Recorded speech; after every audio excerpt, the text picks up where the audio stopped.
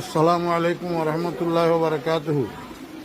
প্রিয় মুসলিম ভাই সব, আমি মাওলানা ফরিদুদ্দিন আল মোবারক বলতেছি।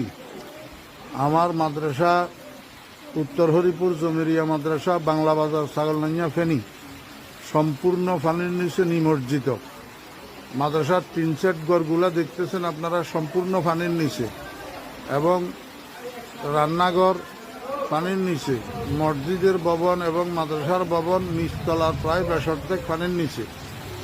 মাদ্রাসার নিচে নামলেই অঠাই পানি, যেখানে ছাত্র শিক্ষকদের মাথার উপরেও 1 হাত পানি। এমতো অবস্থায় আমাদের খাওয়া দাওয়া, পায়খানা প্রস্রাব অসুবিধা হইতেছে, খাওয়ার পানির অসুবিধা হইতেছে।